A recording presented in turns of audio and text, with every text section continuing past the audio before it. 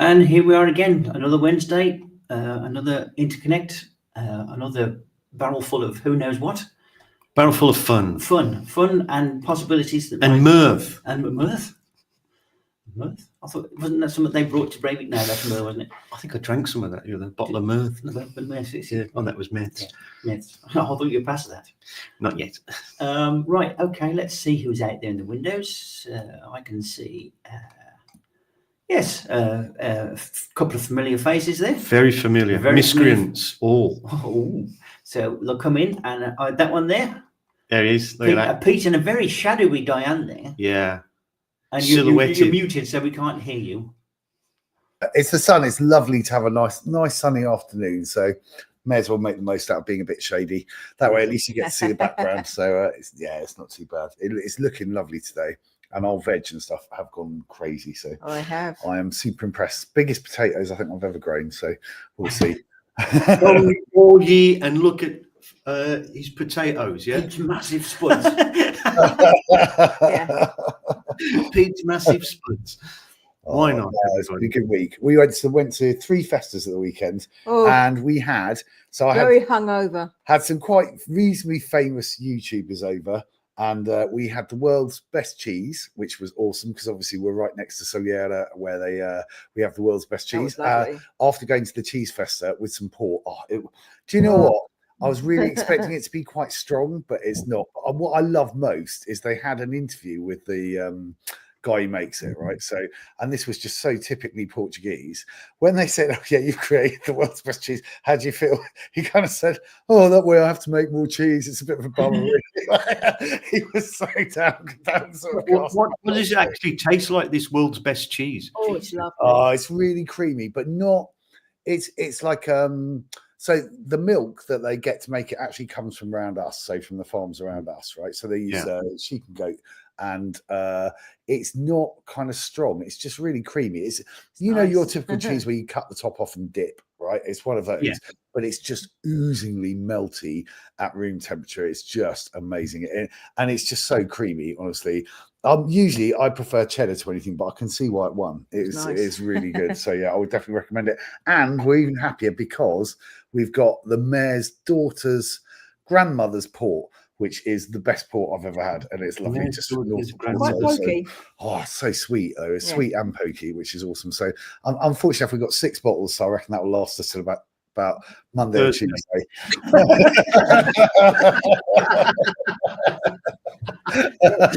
Say good evening to our other guest, Eric J from the capital city of Lisbon.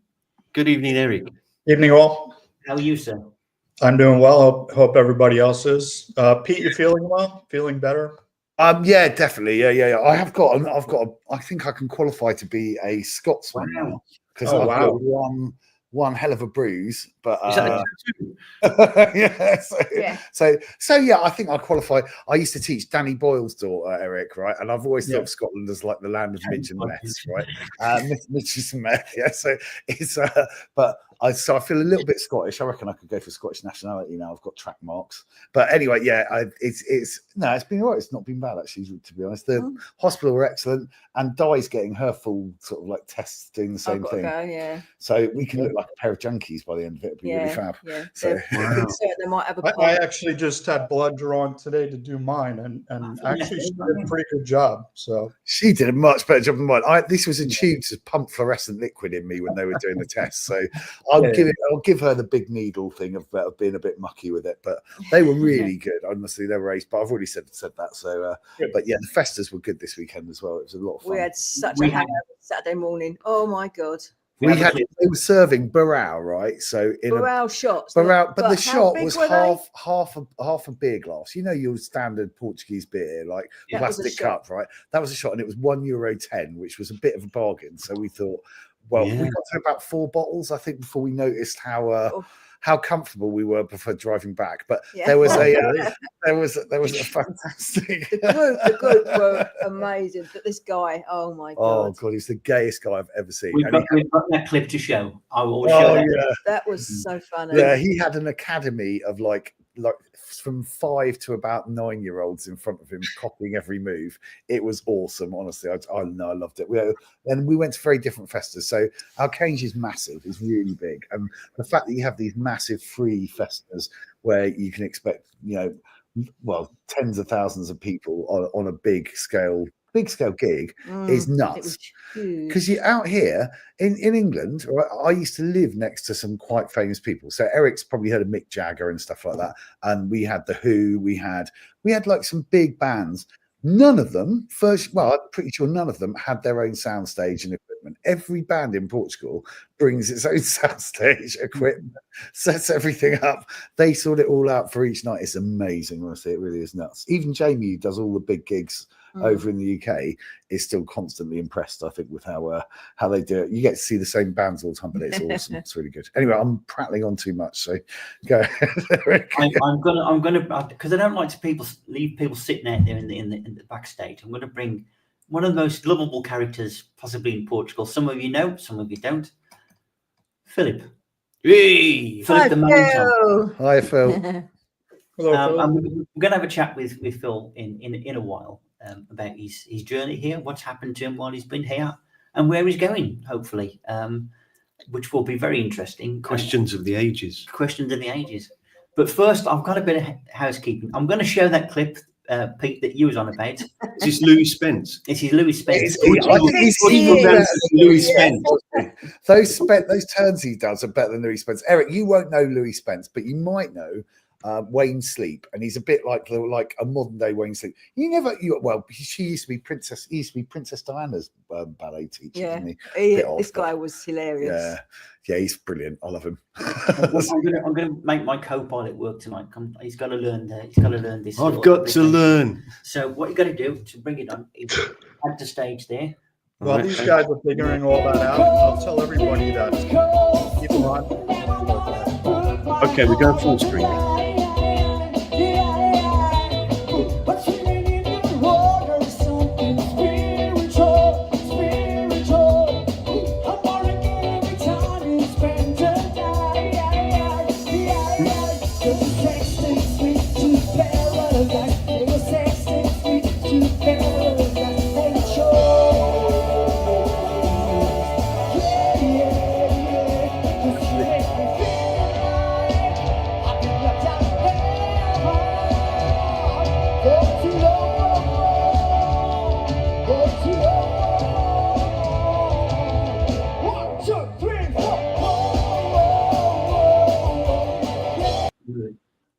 Now, that was probably one of the campiest dances I've seen in quite a while.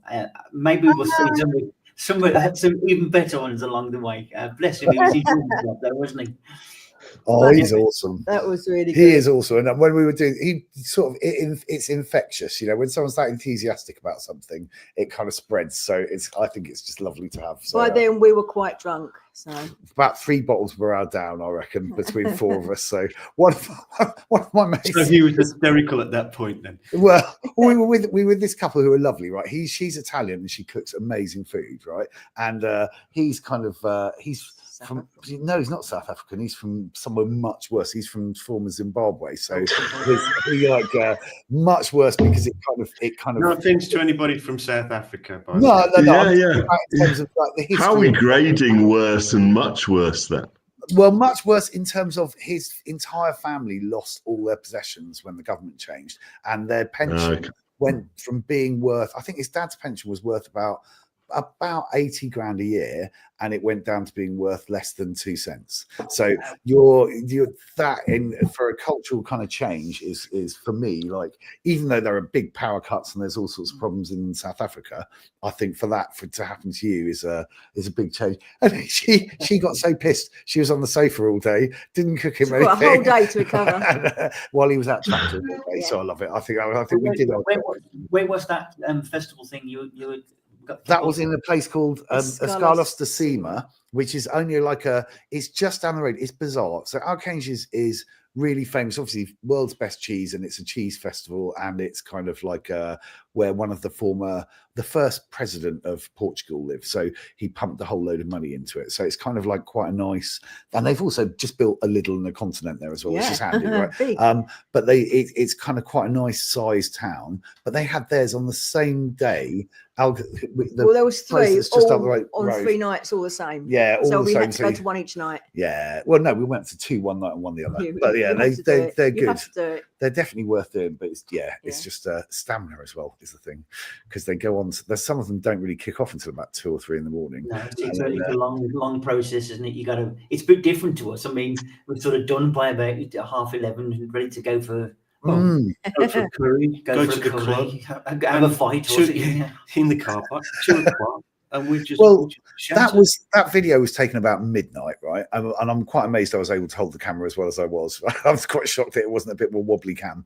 I think that's more to do with the camera than me. But that at that time there were loads of 5, 6, 7, 8, 9-year-olds out, all dancing in front of the stage. I think that's a real testament to where we live, that the kids are out, they're having fun, they're socializing, they're not stuck in front of a screen or stuck somewhere else. And that the parents know that they can kind of let the village look after the kids, which is a lovely thing, even if they are watching Louis Spence. But I can think of a worse thing to do, to be fair.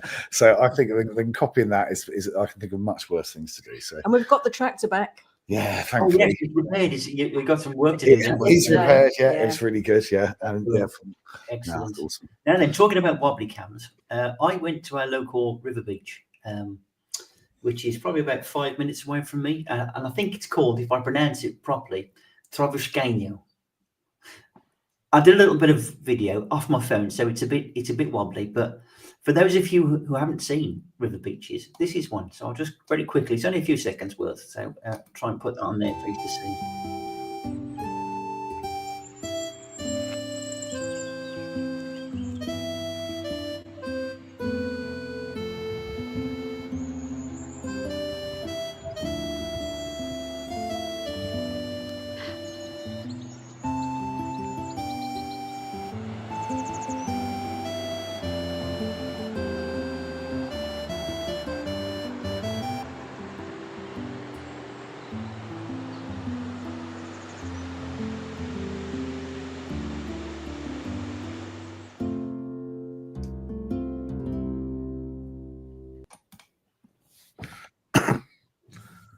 Really pretty.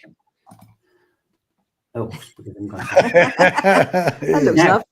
Now then, if you've not ever been to River Beach before, you're going to learn a lot when you first go to one. One, the water is always freezing cold, isn't it? Yeah. It is testicle retraction, isn't it? It's one of those ones where you realise that actually they can go back inside. Yes, you can retract and deep inside your body.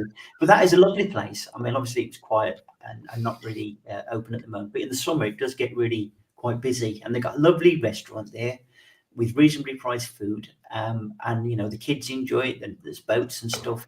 And it's a really nice place to go on a summer's day just to cool off and you know, have a bit of a beer or something. It's really, really nice. And they're dotted all around the place, aren't they, Pete? They're river beaches all over. Lovely. And we've got a mate who's just selling his place near River Beach, but the person you want to see, all of you, because you all kind of know her, is Philomena's husband's brother, right, is a lifeguard at the beaches, right, at the river beaches, and we've been to quite a few with him, and he's quite good looking, he's quite sort of toned and tanned, and it's just hilarious because you see all of the young girls trying to show off to him, sort of doing pirouettes off things and stuff. It's brilliant, it's really good fun. But Gary, you know, they are freezing all year round. Doesn't matter if it's sort of like 40 degrees outside in that water. It's usually straight from the mountains, so it's kind of but it's lovely. They're really good. They're really good. We're Phillies. I mean, you must have some river beaches around there, Phil. I mean, Monsanto. Yeah, we have. There's a lovely one in Peña Garcia, which is nice. And of course, you've got the big Barragime in Idania Nova, which is all getting ready for boom in July, which promises to be fairly adventurous. I have to say, the whole area changes for boom. So people just spring out half clothed out of bushes and stuff. It's a very strange environment, I have to say. So what is boom? July. What is boom? Tell us what boom is. Boom is just a huge festival and loving of psychedelia and all sorts that takes place every 2 years. It sells out. It is massive, tens of thousands, I think. Do you know who's going out of hospital this year, Phil? Do you know who's already booked a ticket? You have. Not me. No. I've got far more important things going on, like Spurs possibly reaching a final that month. So your football team, I have to say, they're incredibly strong at the moment because they're holding up most of the table, including West Ham. I know, which I didn't think would be possible. Champions League. Oh, what I love is that we can finish 17th, 18th, and 17th, 16th. Sorry, Eric. You really don't want to hear this, Eric. But I'm actually a Man United fan, so I'm right there. Oh, fantastic! Well done for the weekend. That was brilliant. We enjoyed it massively. So who's got a ticket? Nuno is going to the Boom Festival, so I thought you'd all enjoy that. Oh, is he? He's camping in the car, yeah. We I hear think it that's from just here. going to be fab, yeah. You must hear it. Yeah. We also have we've got a mate who's got a long-tail boat, and it's quite good in terms of Phil. You'll get used to this, but it's quite good for businesses for a while. But I do remember the mechanic I've just had the tractor in with, the guy Gary saw fix my tractor the other week. When Boom first came here, he had someone that was completely spaced out of their head come along and asked to get his car fixed. Right? Yeah. He must have thought all the Strancheros are on 10 tons of mushrooms and a whole load of other stuff. So yeah, it's a weird phase, but I think economically it's quite good for the region, to be honest. I think it used to be better. I think with a lot of these that they really try and lock people in now. Not so much the smaller festivals, but things like Boom, you go through the gates and you're there for 4 days for a lot of people who come to that. Yeah, it's so expensive. You're paying like €10 for a bottle of water, and it's it's outrageous. And even Idania and Nova tried to do that with their festa the back end of last year. And guess what? It lost money because actually people don't want that. They're used to having it for free. And there are so many, as you said earlier, Pete, there are so many going on. There were 3 here on this weekend as well.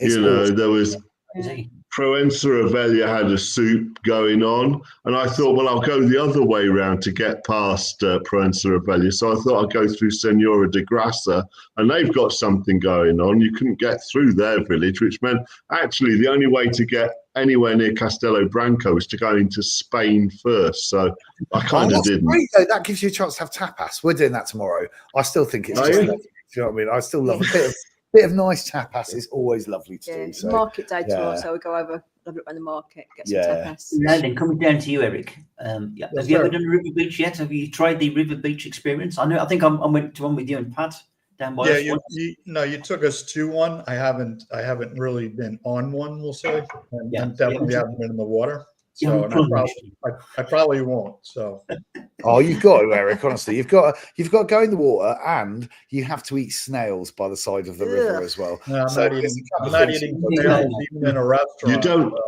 You're very fussy with your food, is Eric. Alacois, that's the one. That's what you've got to go for. Definitely. You definitely don't have to do snails, Eric. Eric, whereabouts in the States are you from? I'm originally from New York, then I moved to North Carolina, and I've been in Lisbon since October 2023. Oh, wow. Longer than me. Cool. I'm going. So the only reason I ask is we're off on a tour of the eastern side of America for a month in a couple of weeks' time. So where are you going to go? Everywhere. New York down. Well, so we're New York and we're wending our way down to Orlando. Okay. And then we're working our way all the way up to Waukesha in Wisconsin, across to Niagara, and then back down to New York. And it's a big hugging tour. You'll be there for quite some time. Sorry. I say you'll be there. Yeah, over a month. Yeah, just over a month. Yeah. Good. Yeah. It's going to be a lot of fun.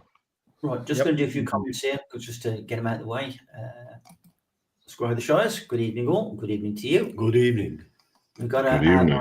Mark over there. Good evening, Boa Mark. noite. And our good friend, Mr. Carl Munson. Olá, amigos. Who I think he's putting on a bit of a do. Carluccio. Is he having a do this weekend? Oh yeah, well, it's the disco. You're going to throw your vocals, or is it throw your body? I'm going to throw some shapes on the dance floor. Right. Yeah, and do a bit of karaoke, and cut the rug and all that type of thing. I'm going to really enjoy myself. Should be interesting. I always enjoy myself. If anybody wants to join us, you got any questions, you're more than welcome. Copy that link there, and you can come on screen and join the party with us.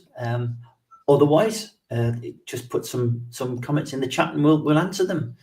Right, Eric is going down to the Algarve. Am I right soon? I am. I'm leaving on Friday morning. Yeah. Happy anniversary. Yes, you look. That, Eric, I've got to be honest, right? That picture is that really you? Yeah. Because it looks nothing like I'm not looking at Eric. You've got better looking as you got I think he older. has. Yeah, but that was almost 50 years ago. So What's your gift, man?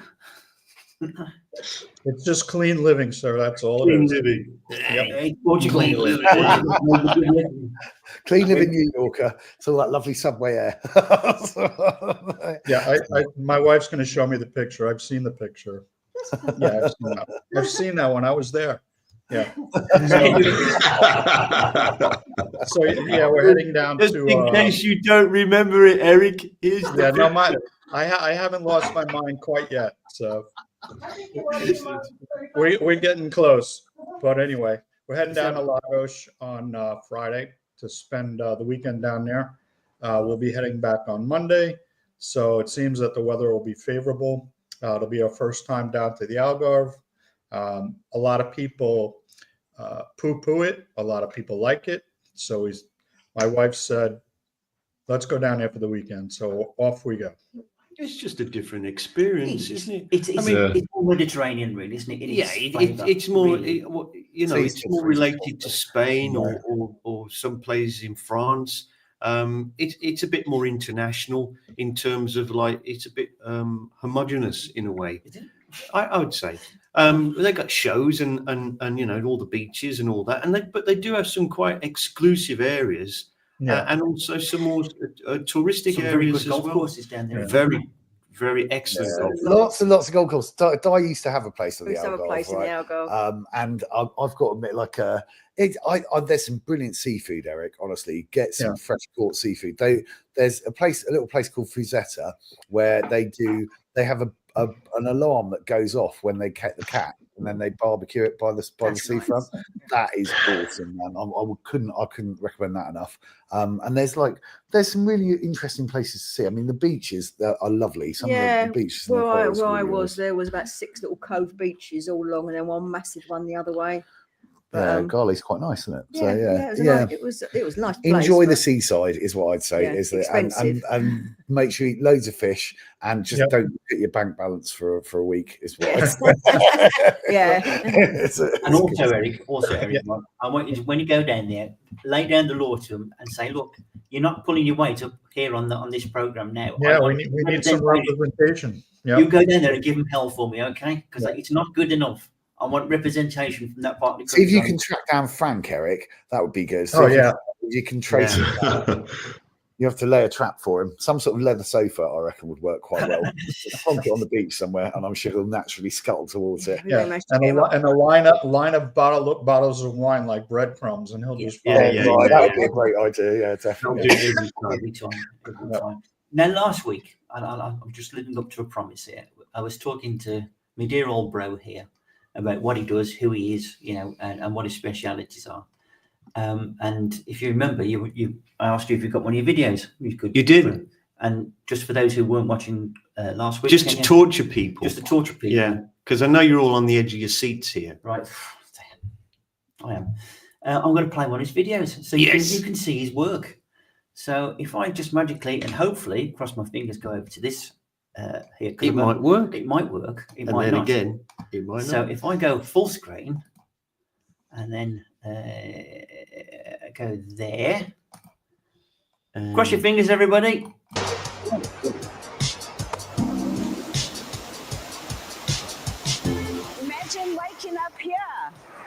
about getting up to the sound of waves, feeling the caress of a dawn ocean breeze while the golden sunlight pours into your ultra-modern dream home. But all this doesn't have to be a dream. Welcome to the reality of your new life on the Silver Coast in Portugal.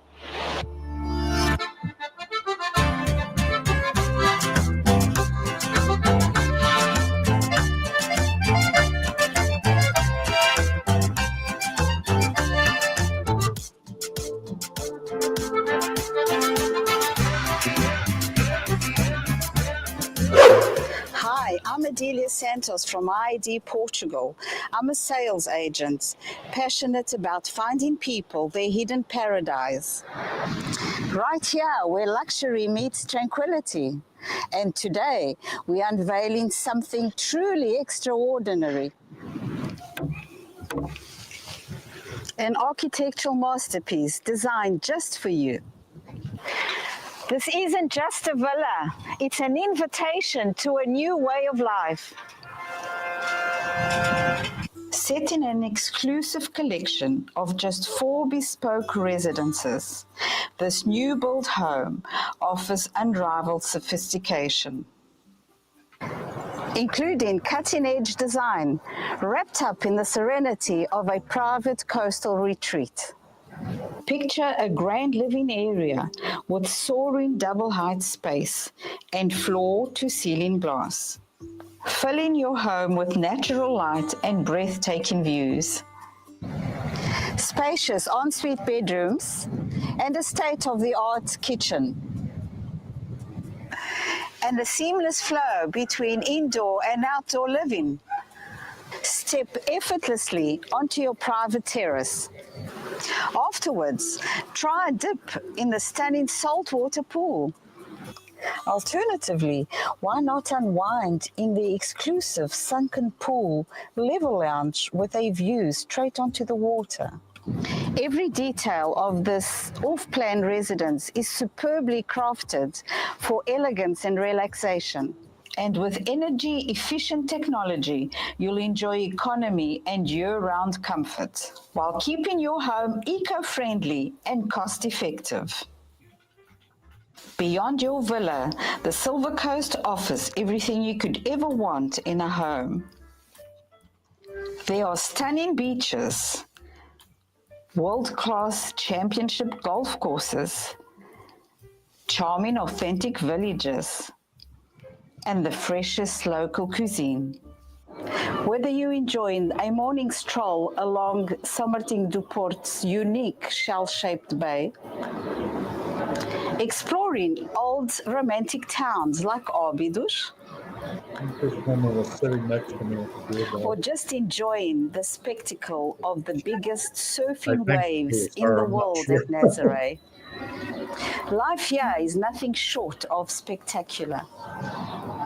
This villa is more than just a home. She'll be on in It's 2 your seconds. dream Just retirement popping in and out. opportunity. It's your perfect escape, your future. Really? But with only 4 exclusive villas available, opportunities like this do not last long. Ready to make your dream a reality? Contact me, Adelia Santos, today. So call me on 00351 9338 73177 and find out how to reserve your place in paradise now.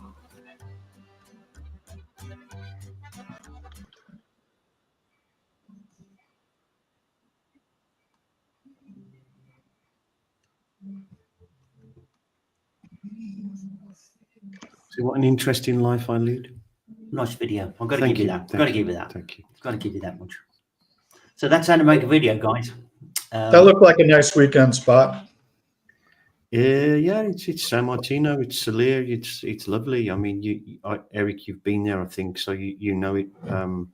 It's a great location, really is. Yeah, I'd like to go back there again because the day we were there, we weren't there long, and we were probably inside more than outside. So Yeah, You know. it's a great family resort. That's the great thing, and the safe bathing in the bay, because Portugal does have some rough and torrid seas, from north to south, and to get safe bathing where you can rest assured and look at the kids and that they're having a great time is a real plus. Yeah.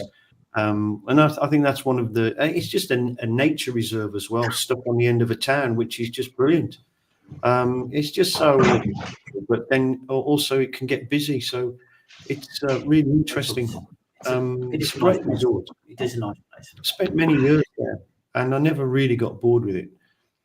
And that's saying something for me. It's one of those places that is a happy medium, for if you want a coastal sort of resort.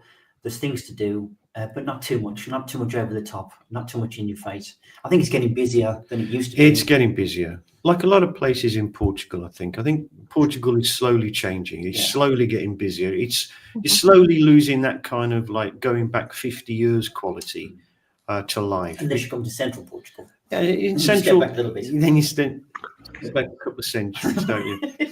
Well, that's why we're here. That's a good point. There's too many Brits running around. Too many. What, Too many Brits. Not really. I don't know. I don't think there are many, to be honest. Well, we know a few around the village, but there's the majority of people are actually from other countries, really, to be fair. Yeah. So more Israelis and French, Dutch, lots and lots of Dutch. But obviously quite a few Portuguese as well, which is really nice. What's lovely is there are more and more younger Portuguese people staying here. And You need to keep them around. Yeah, definitely. And I think, to be honest, I think they're doing a fairly good job in general of keeping people here. So it's not bad, definitely. So coming to our main guest of the evening, the man himself, Phil. You've got quite a story to tell, really, haven't you? I mean, if you start off, my early memory of you is you coming to this country in a camper van and existing there for a while. Maybe you better tell it yourself because you know the complete story. It's true. During COVID, or the great pause, as I like to call it, where we all got to stop for a bit and take stock, we realised that if these things were going to keep happening, we didn't necessarily want to be in a van, so we better find somewhere to live. We knew it wasn't going to be in England, and we knew we wanted warm. So we crossed the channel and turned right, researched France. French don't really like the French very much. They certainly don't like anybody from England. So we kind of discounted that fairly quick. I mean, the whole thing of walking down to the boulangerie and picking up your pound of fromage, it's lovely, but it's not necessarily all like that. So then we go and have a look at Spain, and I have friends who lost a lot of money when they changed the rules on housing in Spain, and all of a sudden their properties weren't theirs anymore, even though they felt that they'd gone through legal process and done everything by the book. And then we were doing research, we came across Portugal, and we were listening to Carluccio on the Good Morning Portugal show. I was walking around a little suburb in Leicester, 100 miles north of London. And we were parked the van outside my mum's house because we had to park somewhere, because we weren't allowed to go anywhere. So I'm walking around listening to Good Morning Portugal, and I know nothing about Portugal, absolutely nothing. So we decided to do a 6-week tour. I've got like 21 properties that I found on Idealist, so we decided that we'll take a tour. And Carl suggested we came down the N2, so we did. And we spent our time, had the most wonderful holiday. And 3 weeks in, we got to Castelo Branco. And we went to visit actually an estate agent, which everybody said you mustn't do. And we said, well, look, we've got taken this photo whilst we were on our drive. We'd like a view like this. Have you got any properties? And they said, we've got 6 that we can show you this day. And the third one we saw, we bought. And it broke all the rules. Did it have electricity? No. Did it have an urban license? No. Did it have any sort of permission whatsoever? No. Did we know whether we would be able to do anything with it at all? No. It didn't matter, because when we got here and we stood on the land, we knew this was where we were meant to be. That sometimes feel that, you know, the abiding factor is, does it feel right?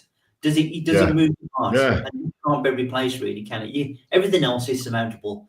No, that's right. That's right. You can't change what you wake up to. I mean, you asked Pete about his view. I'm sure he absolutely adores waking up and looking out that window every day, because that's part of the beauty of being out here. It's a different lifestyle, and it's quieter. You know, if I see 3 cars coming down our road, it's been busy.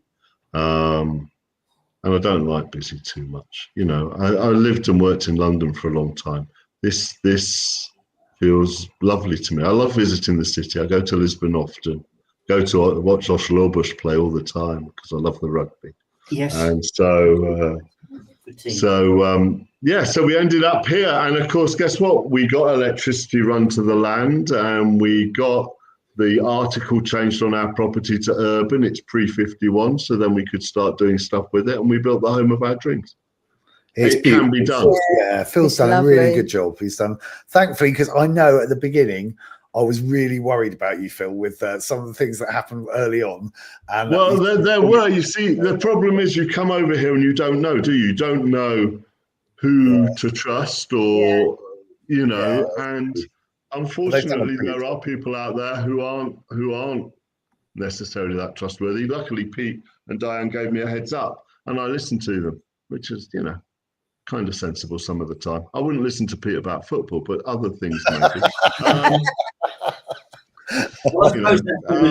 Because we have but then we went to our neighbour George. I say our neighbour, he's a kilometre away, and he'd built his own house. I said, George, this is exactly what we're looking for. Would you do it? Would you do ours?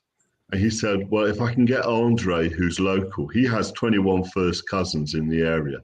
His dad's ex-GNR, and he's an artist. He doesn't build, he's an artist. He cares about what he does and how he does it. He's young, he's Portuguese, he's raising his family here. And there are lots of young international people in the Monsanto region. In fact, they've had to, up in the local school, they've had to introduce 2 extra classes. Really? Because there are so many young children. This is not where retirement people are coming. This is where people want a different lifestyle, and they're coming to the area because they can get it here, where kids can run around. I have to. I remember we went up to Monsanto not that long ago, and you love going. I know you always love climbing up the hill and going up to the castle. Right? I do, yeah. And we went there not that long ago, and I saw the school bus, right, going up to the very top. And I was brought up on a hill, right, and it was a pretty extreme hill, but it wasn't Monsanto. I still have to feel sorry for these kids who are going to live their lives with mountain goat legs. They're going to look like but they'll be fit and happy and clean air, you know. I think, but they're also a bit like Mr. Tumnus. That's my only concern. It's possible. It's possible. But no, so I love it here. You know, I'm going back to, I love traveling still. We still love to get away and experience, because life is about the experiences, isn't it? It's not really about what you have. It's what have I enjoyed this weekend? Asked Pete and Diane about their weekend, you know, going around Festas. It was about the experiences. And that sharedness. And that is something you can get here. And it's easier to do that than not here. It's just so I had a friend describe it to me in a really good way, I thought, the other day, which is, he was saying, why move to, he went around looking after, he bought a place in a small village, right? And his village has 1 or 2 problems. It's always a fire hazard every couple of years, and it's cold, right? I mean, it's like really cold compared to here. But he was saying, if I moved to like Luria or somewhere else, I'd just become another person, you know, just like we were probably in London, Birmingham, New York. But where we are, you're not a number anymore. Everyone waves at you. It takes you ages to get down the road, but everyone also knows your reputation, and you know your community. And I think there's a massive thing to be said to that. I don't think it even existed in some of the places we think it did. You know, I think the kind of communities that we have here are really lovely. There's some just amazing people that you get to meet. So, yeah. But anyway, my 2 pennies worth is in. Go on, Phil. Sorry, I interrupted you. No, but I think it's a fair point, because I think that's why a lot of us come to Portugal, because we recognise that there is community here, and it's something that we seem to have lost. Certainly, we've lost it in England. That comes to my next point, because obviously you started to build this dream, and you're a similar person to me, and you find that in Portugal you get a lot more time to think about things, and you start to look at yourself, don't you, as well, and the lifestyle you've led and who you are, this, that, and the other. And this kind of, I'm taking to the next point with your own experience and how you looked at yourself. Because to be fair, you were quite a big lad, weren't you? You were 21 stone 2, 296 pounds in American, and I don't know what it is in kilos, because I was like the last year that still used imperial. And then you decided to do something about that, which is maybe one. Yeah, I did. I went. I read a book called Bright Line Eating by Dr. Susan Peirce Thompson. Fascinating book. Fat people aren't stupid, and yet if you listen to the media, if you watch the media, it's like, well, why don't they? It's up to them. Why don't they do something about it? Well, in this book, she explains very clearly that actually it's an addiction. For a lot of people, it's an addiction. It's an addiction to 2 particular products, flour and sugar. And actually, these have been refined to such a degree, it's like taking cocaine. And so I won't go on too much about that, because I become a bit evangelical, to be honest with you. Well, why wouldn't I be? Because a year later, I've dropped 92 pounds. And when I get on an aeroplane, no one's thinking, I hope the fat bloke doesn't sit next to me anymore, which is what they used to think when I was getting on an, they say, oh, no, we didn't. But, I can see it in their eyes. Oh, my God, don't let him be sitting next to me. So how are you feeling at the moment in comparison to when you had all the weight?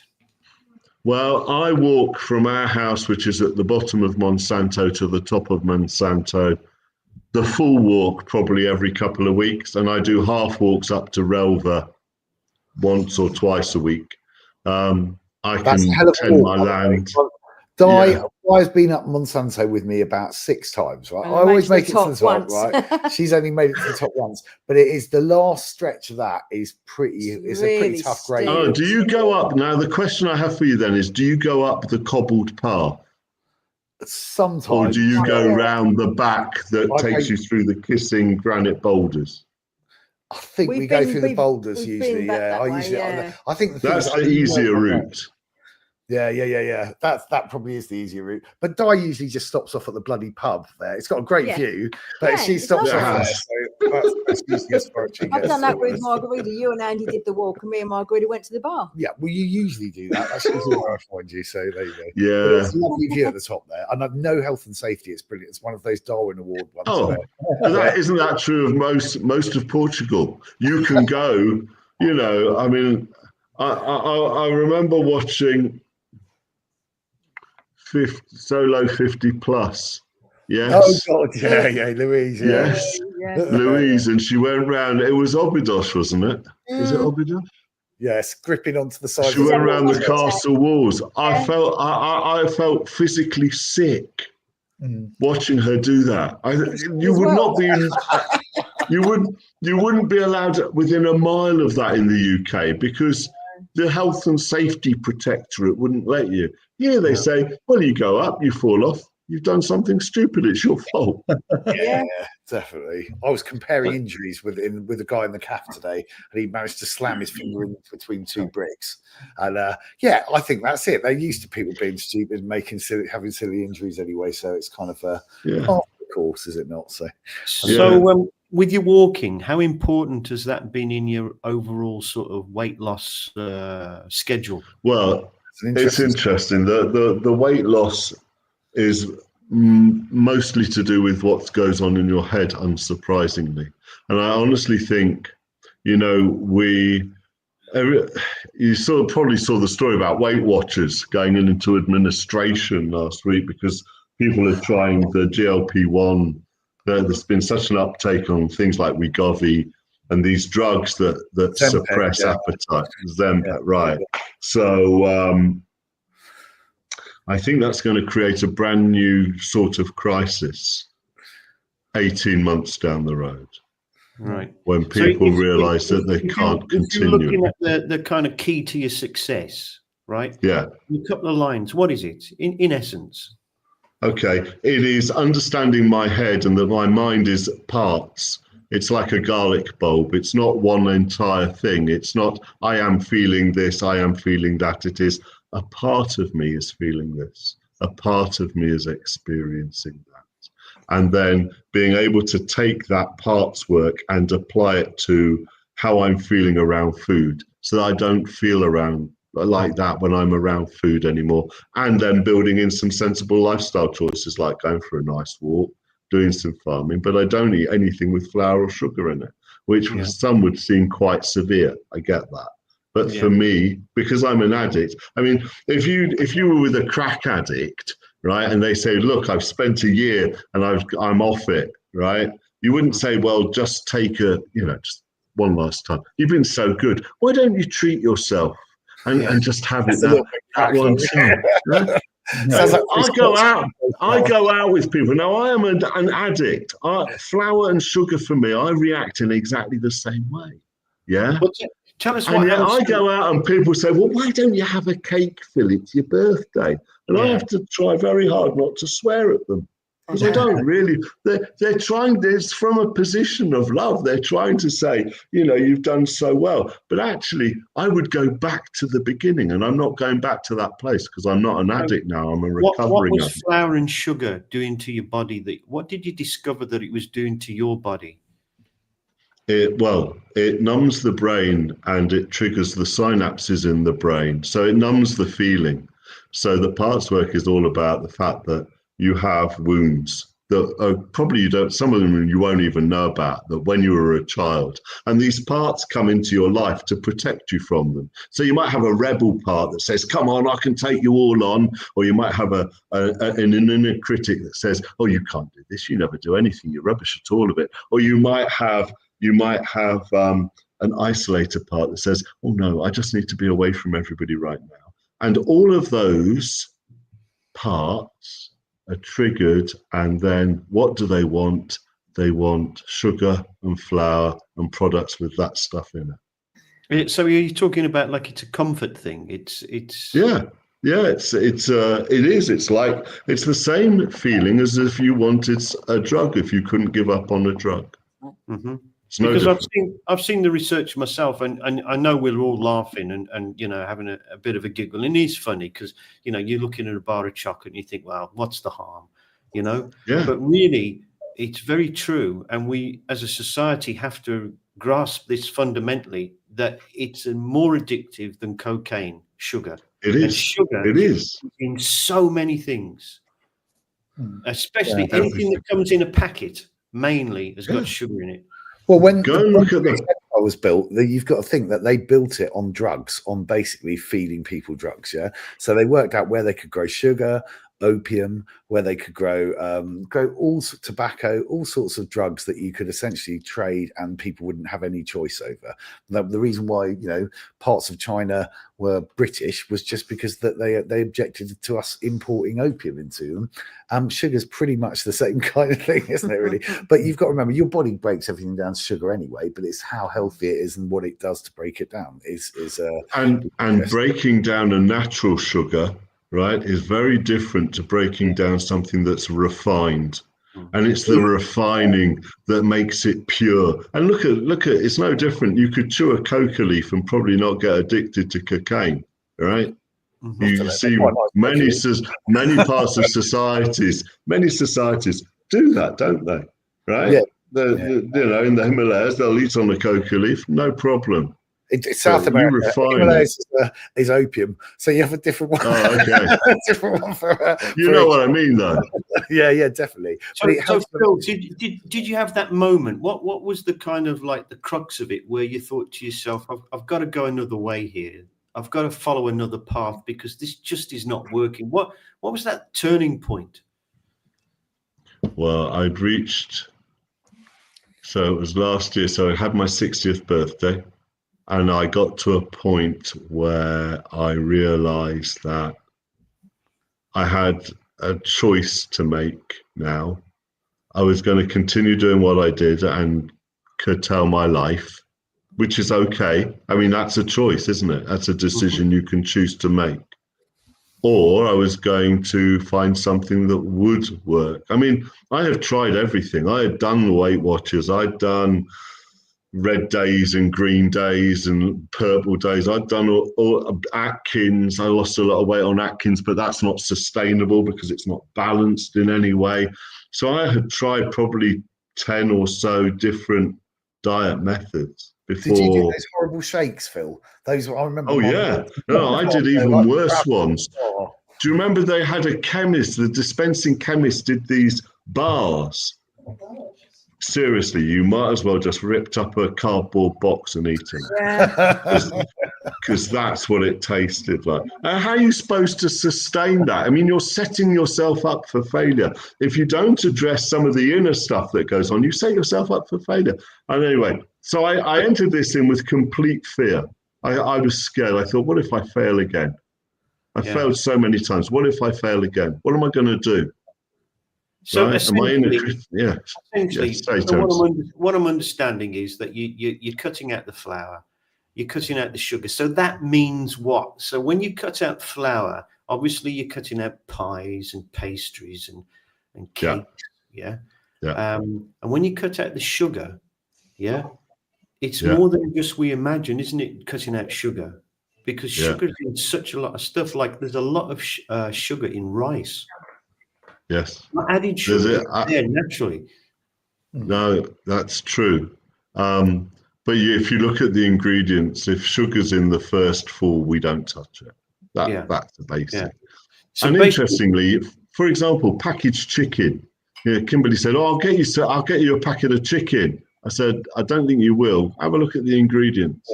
Yeah. What's sugar doing? I've never put sugar on any chicken I've ever cooked. I don't know about you guys. Yeah. Sugar in packaged chicken. Seriously, packaged chicken, If it comes in a packet. Phil, the butcher's in Fundale, mate. I've seen him chop the chicken up for me. When we didn't have enough breasts one week, he actually just got all the chickens out, chopped the breasts off, chucked it in a bag, gave it to us. But they're all so fresh. The ingredients you can get here, they're not pumped full of stuff like they do in England. And they're much more dense. They're not pumped full of water or glucose or anything else. And I think the other thing is a lot of the stuff we know, like this pork is homemade. Same with a lot of the people the meat that we get here is home butchered. Do you know what I mean? And it's really nice. You can taste the difference. We've got a massive leg of javelin in the freezer now. So good. So easy to eat well, I think. Yeah. So what does your normal sort of dinner plate look like? Take me through it. It's massive. It's massive. So, well, I'll give you. I've basically taken food decisions away because I have similar stuff most days. But my breakfast is, and I have to do it in ounces because I weigh it out in ounces. I don't know what it is in grams. You have to work it out. It's about 30 grams to an ounce, something like that, isn't it? 1.5 ounces of oats mixed with 3 ounces of semi-skimmed. It could be full fat. I just prefer it with semi-skimmed. I have 3 scrambled eggs, and then an apple. Lunch is 6 ounces of tuna with a 6-ounce salad, olive oil and balsamic dressing that I make up myself, with a banana. Dinner is 6 ounces of steak or mince or chicken or any meat I fancy, with 14 ounces of mixed vegetables.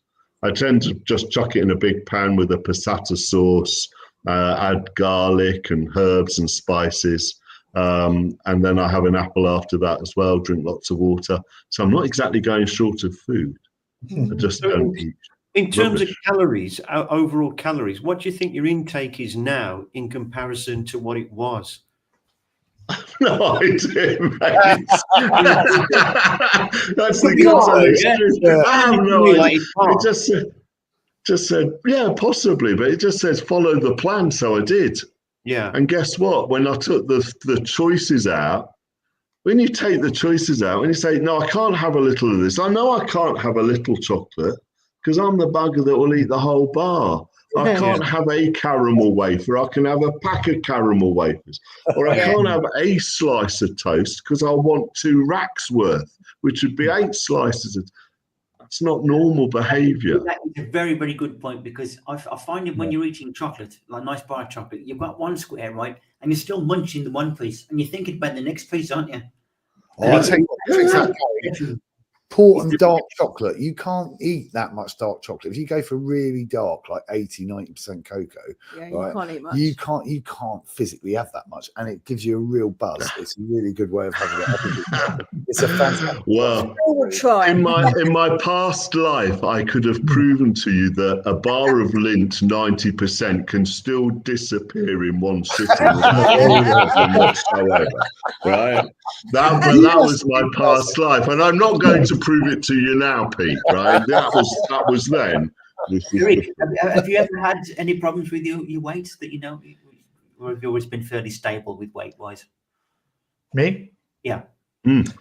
No, I've been probably at my highest about 30 pounds heavier than I am now. Yeah. Yeah. And what we did back in the States is we went on a very low carb diet for the most part as a habit. And then if we wanted to go out or we wanted to do something, then we just ate what we ate. But when we were home, it was very low carb. And similarly here, right? We don't eat potatoes at home. If I have rice once every 3 weeks, maybe that would be a lot. If I have pasta at home, maybe once every 3 weeks would be a lot. I save all of that for some wine and beer, but I'm not going away from that. So I know in my head, if somebody said that I had to give up that, I don't know, it'd be very tough. But we've been on a low carb diet for a very long time. So it's part of life now for you. It's all part of, I was going to say bread and bread, but that's a very bad analogy. It's all part of your normal routine. Right. So every night we have some type of meat, and we eat spinach probably, I don't know, 5 out of 7 nights. And we always have a nice salad with our dinner. And if we don't have any cake around the house, we don't have cookies, we don't have ice cream, we don't have nothing like that. If we have anything, we'll take a small bunch of grapes, and we'll have grapes, just later on.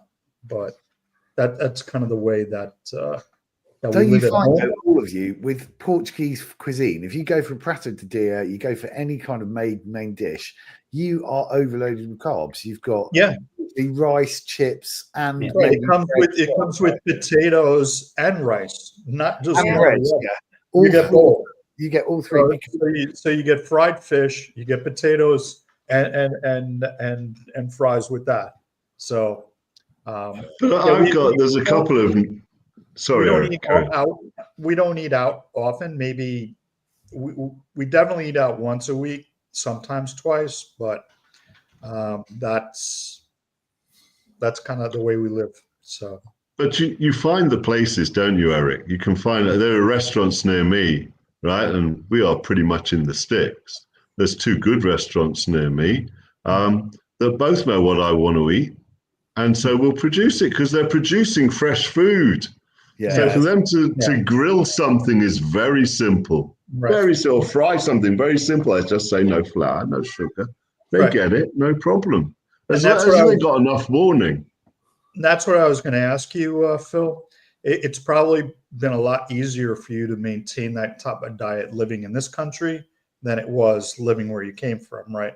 Because the ingredients is so much fresher, so much better, and you enjoy it more, right? So, absolutely. I mean, I used to like lemon tea, but it's different when you're growing it with your own lemons or your own mint, or you've got your own cauliflowers, or you've got anything, even the small little stuff. It is easier, but it's also easier. because we're in the, you know, for me to go and get something bad would involve me getting in my car, opening the gate, closing the gate, driving down to Adelina's, which is a 7-minute drive, and she may or may not have chocolate in, or going to the big store 25 minutes away. I'm just not going to do it. I just do what you did with your children. I deflect the activity. I said, well, why don't we just, if I still feel like this in half an hour, I could go and do it then. But in that half hour, why don't I just do a little bit of fluent Portuguese speaking or some inner work, you know? And my Portuguese is going backwards at a rate of knots, I have to tell you. But, you know. We'll have to go out drinking sometime here, honestly. I'll take you out. I think, I know it's awful. Well, do they do, as long as they do a pedras, you can take me anywhere you like, Pete. But I won't be drinking any alcohol. He's not going to drink, Pete. So well, you see, I always think my Portuguese goes up a rate of knots when I'm drinking, but that's probably the drink telling me that I'm actually doing better Portuguese. Yeah, that's what you think. That's not what everybody else thinks. Guys, I'm going to start some comments because they're stacking up on me and I can't get through them too quickly. Right, Zhao is out there. He was in London, as far as I know. Unless he's moved. A Portuguese guy in London. A contentious comment, but we'll show it. Said, guys, I think we need more English and American in Portugal. Far too many Asians, which is never like this. Wow. Well, that's one point of view from a Portuguese man abroad. Yep. Claire, sending you congratulations for losing all that weight. Most kind, thank you. Fabulous 50. Do you know Claire? Do you know Claire? I don't think I do. No. No, I have been a bit hermit-like on the groups for a while now because I've just been busy lifestyle. Very much like you, you're very into health, well-being, you know, life in Portugal and all that. Square Eyes sounds like a lot like keto. I would say some similarities, but also definitely not some similarities. So. I have to have an ounce of grains in the morning. In fact, I'm up to an ounce and a half of grains in the morning, which is potato, oats. On keto, you don't get that. Right. Okay. Low carb. Another one. I was hangry for ages of using my it's fries. It's a funny thing being hungry. Isn't it? It's a strange. It is like you're coming down off drugs, isn't it? It's kind of that. People do get tetchy, don't they? Yeah. I mean, you notice it with kids when they get hungry, but you carry it all the way through to adulthood. And the more kind of sugar and quick fixes you have in your diet to get that blast of sugar into your system, the more up and down you become. And when you get I think the Portuguese have it right. I always remember in London having like 15-minute lunches. Here, a lunch can go on from an hour to 3 to 4, maybe even to 5 hours, even to the next day. Sometimes is how long lunchtime goes on. So I think lunchtime is fab, and I think the way people eat here is actually quite good. Apart from very late though, there's a lot of things that come on really late. But don't worry, everybody. It can still drink beer, so it's fine. Claire, according to research by Boston College, cancer only has 2 fuel sources: glucose and gluten. Ooh, it's an interesting one, isn't it? It's an interesting one. Very true. There is that. There's also the. I think there's a mental aspect with the sugar as you get older. I just think to lower your sugar intake is a wise way to go. No, in answer to that question, I haven't tried. In honesty, I tend to not eat too much that is refined at all now. But that's a choice, and people make their lifestyle choices. You know, if you want to drink beer. I'm not saying that people shouldn't drink beer. I'm just saying this is what I had to do for me to get to where I wanted to be. Right, Phil, you found success in the recipe that you've created for yourself. So right, that's right. And there's a fantastic book by Dr. Richard Schwartz called No Bad Parts, and I recommend everybody to read it, which will help you with the headspace about why you feel the way you do about things that are happening to you, or why you react. You know, the hangry comment around the food. There'll be something there that will in that book that will help. And here's a nice little comment from Claire, and I think it's bang bang on, nail on the head job. Your health is your wealth. Money is no good if you're sick in the hospital. Isn't that Unless you're in America, in which case you're probably going to have it to be sick in the hospital. Yeah, otherwise you just die at home. So, Yeah, basically. time is advancing upon us, so maybe you want to tell us about this little link I'm putting down here, Phil. Oh, fill my cup. It's just a little thing that I send out. I send out a little positivity message every morning that has grown. Somebody said, "Oh, I would pay to have your messages sent to me every morning." So I set this thing up called fillmycup.com. But soon we're going to make it free forever to everyone.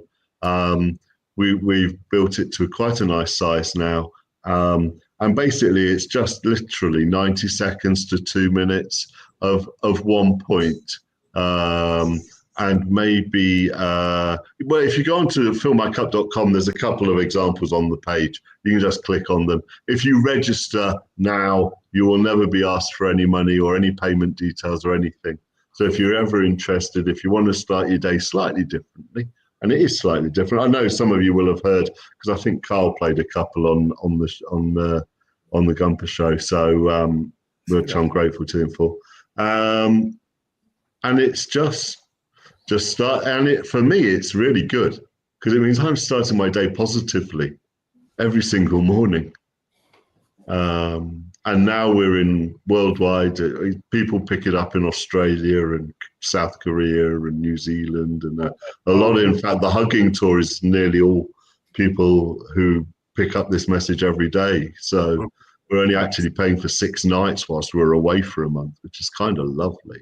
Excellent. I love that about Americans, Eric. They're very friendly, welcoming people. There's some of us that are really good. Pete always talks trash about us all, but there's some of us. Not everyone. Yeah, but Eric, with Pete, you just have to let him roll. Just let him, because he's not indicative of most Brits. God bless. Oh, okay, that's a good thing. So really, your little site there it kind of provides you a bit of a platform, a bit of support, a bit of a message for the day for people to maybe follow your example and try it and be a bit more healthy and enjoy life. Well, there is that. I'm a firm believer that, listen, there are 2 books that I've read in my life that have totally changed my life. One was The Bright Line Eating Book. The other one is called Infinite Possibilities by a guy called Mike Dooley. And that book changed my life. He was in The Secret. He says, look, thoughts become things, but then you have to go and do something about them, right? Because a thought without taking consistent action is just a daydream. So these messages have a lot of that built into them, right? You can choose how you feel. You can choose even if you're in a bad situation. And some of the situations we see in the world right now are horrific, right? That no sane person could condone. There will be somebody even in those areas right now who's saying, but I can change my world. And will go and change their world from that starting point because of their mindset in the first instance, right? And so I think instead, I don't listen to the news. I don't watch the news. I might read a page of news, of just highlights of news, but top line, I'm not really interested. It doesn't serve me. My Facebook feed, people, I often hear people saying on social media, I hate social media, it's nothing but this or it's nothing but that. That's because that's what you've been looking at. So if you don't want that on your social media page, guess what? Stop looking at it and bar those people who do put messages up that you don't agree with. You don't have to spend time with these people. You can take control of your lifestyle. It's up to you. Oh, Phil, do you have to look at Bearer Baisha TV? I love it, honestly. Our local TV station is just brilliant. Yes, they'll report I do look at it. Gray's knee occasionally. I just love it. I think some of the stuff they do is just. I was actually on it. Oh, I've been on it as well twice. It's fab, isn't it? The fact that you're local. It is great. It is great. You know you're going to be on it at some stage because there's only TV stars. What can I tell you? Oh, it's blooming awesome, isn't it? It's really good. We were making agrodent cakes, weren't we? Yeah, Obviously, with Philomena. Yeah, with Philomena. What were you on it for last time then, Phil? Oh, I was doing the free classes up in Idania Nova on the Portuguese. Oh, brilliant! Oh, good for you. That sounds really good. Yeah. What are your thoughts and comments for everybody about this this little quote here? It says, Gary, we're all getting self-conscious when we turn 60. We start worrying about what we eat. Well, I'm 67 and enjoying my food, XYZ. Any comments on that? Enjoy your food is always a good thing. It's a place to start, I think. I think if he's happy, he's happy. Okay. You know, it's a personal thing. I mean, I had to do it for medical reasons. I wouldn't really live the way I live out of choice. So it takes, a fair amount of discipline and application. It's not a walk in the park. But if it wasn't forced on me, I like an ice cream cake and all of that and some chocolate. That's lovely, that is. And have some nice pasta but it's no good for me. I found out it's absolutely rubbish for me. And you just have to take it on the chin and get on with it and press forward. I take your point, Phil, about taking control. I took control. I went away from the medical advice that I was being given because it wasn't working for me. You know, and I followed it almost religiously. Yeah. Yeah. But you see, this is the curious. The curious thing is, right? As kids, he was always the fit one. He always ate all the right stuff. He was never really into large amounts of sweets and cakes and stuff. Me, I shoveled any old rubbish down my chute. And he ended up the one getting diabetes. I mean, how unfair is that?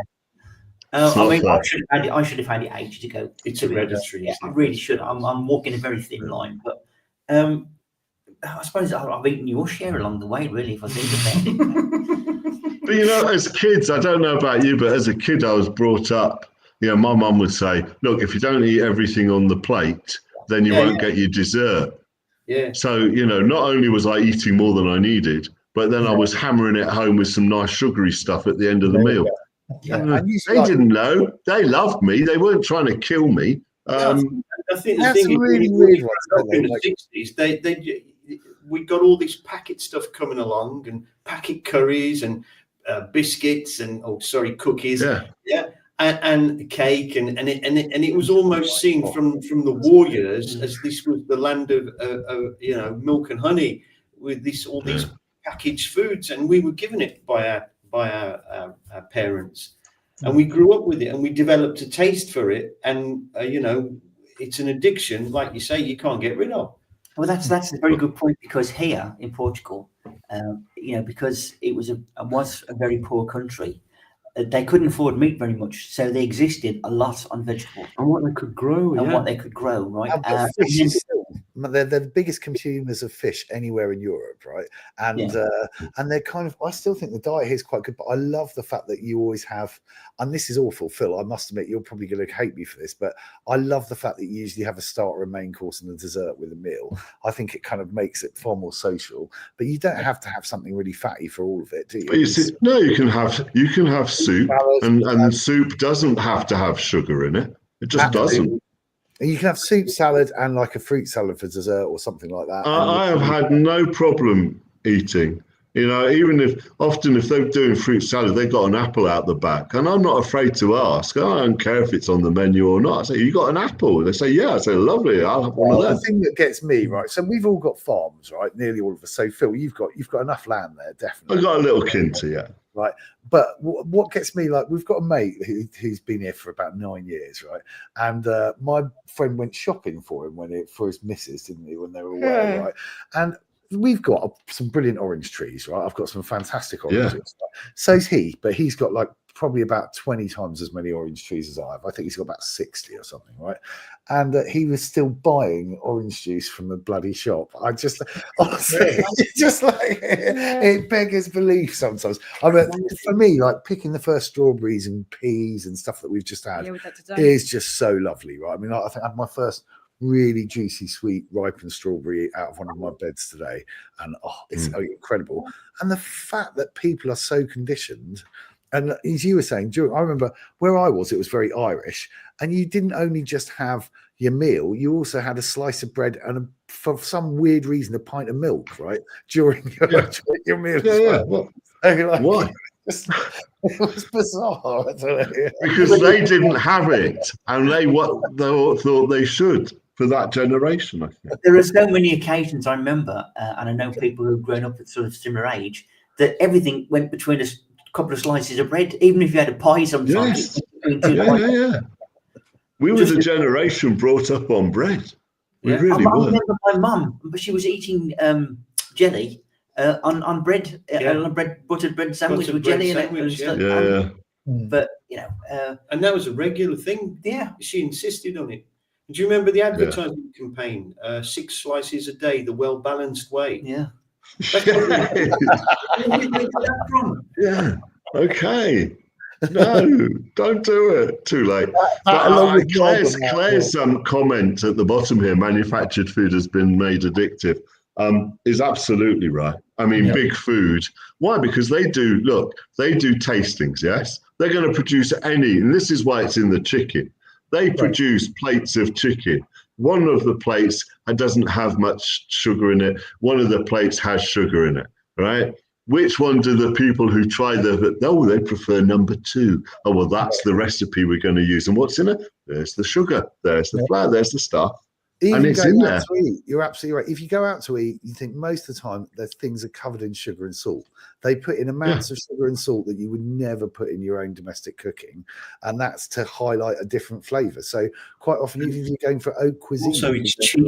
It's cheap ingredients. That's another thing that we're not aware of. Even in posh restaurants, even in Ramsay's, I remember it being stuffed full of salt and sugar. Yeah, when I used to go to Claridge's and stuff, it's still the same. It's still even at the poshest restaurants. So what's lovely here is you can pick stuff up. I hate to, but there's some game that we've got on the land that I'm really eyeing up at the moment. It's looking particularly tasty. My red-legged partridges haven't got long for this world, is all I can say. And I've got a few hares that are looking quite nice as well. So I don't know. I might have to do some traps tomorrow. Anyway, nature's bounty, my friend. That's what it's called. Definitely is. Right, we've gone past the hour again. I always try and keep it to an hour, but never seem to succeed. We always spill out. Well, you got Pete and me on, so there's no chance. Poor old Eric. Every week. Sorry, Eric, you're a patient saint. That's all I can say, mate. You are.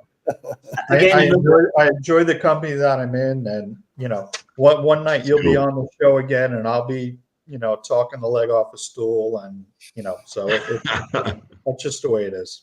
So, well, thank you for your participations and a good conversation. Learned a lot along the way, and I hope you all have a good week for the rest of the week. Have a good weekend, and if you have any events that you're going to, please send them to me. Send me pictures, send me videos, send me comments, recommendations, anything. This is what this site is for. So, and Mark's amazing website, which tells you everything. Unbelievable. Brilliant. Really good, isn't it? I have to admit, fantastic job. There you go. Butter, sugar, salt. They always work in restaurants. Yep. Yeah. It's just that Gordon Ramsay's salt is, probably higher class.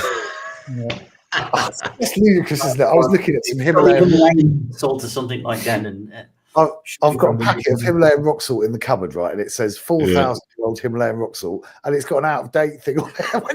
How come it's been around for 4,000 years?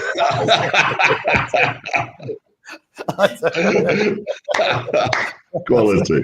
That was quality. So, okay, guys, unless you've had anything else to add to the evening, I shall curtail away. And once again, thank you for your company and your contributions. Well done, guys. Well done. So, thank you. So we'll see you next week. Hopefully, all being well. So just let me.